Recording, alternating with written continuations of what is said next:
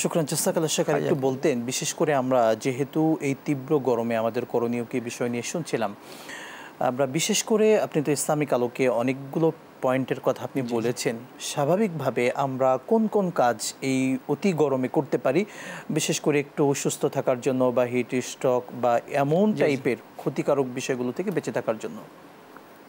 এখন সুস্থতা অসুস্থতা একমাত্র আল্লাহর হাতে, নিঃসন্দেহে। তারপর আমাদেরকে একটু পরিকল্পনা করে চলার দরকার। যেহেতু আমাদের সরকারিভাবেও আমাদেরকে শিক্ষা প্রতিষ্ঠান সব কিছু বন্ধ দিয়েছে, স্কুল কলেজ সহ সরকার সহ সকলেই মিলে এটাকে সচেতন হওয়ার জন্য আমাদেরকে বলা হয়েছে, আর এটা অবশ্যই হওয়া দরকার।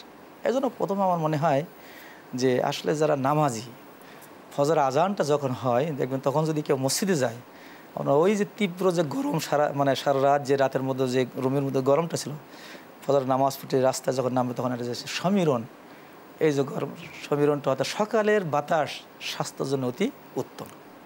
আমার মনে হয় 1 নম্বর এই কাজটি ফজর নামাজের আগে দিয়ে আমাদেরকে শুরু করার দরকার। মসজিদে একটু গেলাম, ঠান্ডা বাতাস লাগলো, মসজিদে নামাজের পরে একটু ঘোরাঘুরি করলাম, করার পর আলহামদুলিল্লাহ যে রৌদ্র তীব্রতা না হওয়ার পূর্ব মুহূর্ত পর্যন্ত আমাদের যে করণীয় বা যে কাজগুলো আছে, অফিস হোক বা আমাদের হোক, সেই কাজগুলো আমাদেরকে নিজ নিজ দায়িত্ব পালন।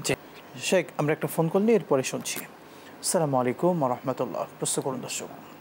হ্যালো, আসসালামু আলাইকুম। ওয়ালাইকুম আসসালাম, প্রশ্ন করুন। আচ্ছা, আমি ছোটতে আরবি শিখেছিলাম একটা মহিলার কাছে, তো শুদ্ধ রূপে ঠিক মতো পড়াতে পারিনি, এখন আবার শিখছি, কিন্তু নামাজে যেগুলো আগে পড়েছি ওগুলো আবার বারবার চলে আসছে। এখন শিখছি, তারপরও মনে হচ্ছে যে ভুল হচ্ছে বারবার, মানে ভুলে আগেরগুলোই চলে আসছে। তো এখন কি করতে হবে?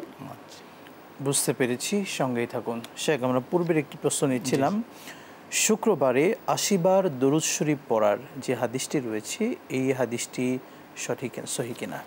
আসলে হাদিসের ব্যাপারে, ওই হাদিসের ব্যাপার সহির ব্যাপারে কোনো কথা নেই, কিন্তু সহি হাদিস হলো এটাই যে রাসূল করিম সাল্লাল্লাহু আলাইহি ওয়াসাল্লাম বলছেন, মান সাল্লা আলাইয়া সালাতান ওয়াহিদা, যে আমার পরে একবার দুরুদ বা সালাম পেশ করে, সাল্লাল্লাহু আলাইহি বিহা আশারা, আল্লাহ সুবহানাহু ওয়া তাআলা তার উপরে 10 বার রহমত, 10টি রহমত নাযিল করেন। সুবহানাল্লাহ।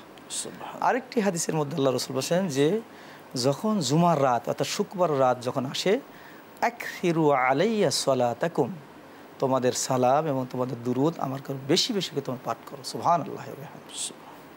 এজন্য ওই হাদিসটা উনি বলছেন, হয়তো বা কোনো হতে পারে, কিন্তু ওর মানে মূল থিমের ব্যাপারে, হয়তো হাদিসটার ব্যাপারে, রিওয়ায়াতের ব্যাপারে, সনদের ব্যাপারে যথার্থ না বললে, হাদিসের বাদ না বলে বোঝা যাবে না, কিন্তু এই হাদিসের ব্যাপারে কোনো সন্দেহ নাই যে আল্লাহ রাসূল আকসিরু আলাইয়া সালাতাকুম। শুক্রবারে আমরা জানি এটা কিন্তু প্রসিদ্ধ হাদিস, 80 বার দরুদ পড়ার ব্যাপারে হাদিসটি কিন্তু প্রসিদ্ধ একটি হাদিস হতে পারে, কিন্তু এর রিওয়ায়াতটা এবং সনদটা কি আছে না আছে, এটা পুরোপুরি এবারটা না বললে বোঝা খুবই কঠিন। শুকরান, জাযাকাল্লাহ শেখ। আমরা আমাদের বোনের সবশেষ প্রশ্নটি বলতে চাচ্ছি যে আপনি অশুদ্ধ তেলাওয়াত শিখেছিলেন, কিন্তু এখন চেষ্টা করছেন শুদ্ধ তেলাওয়াত শেখার জন্য। আপনি চেষ্টা করতে থাকেন, আল্লাহ তাআলা আপনাকে সহযোগিতা দান করবেন।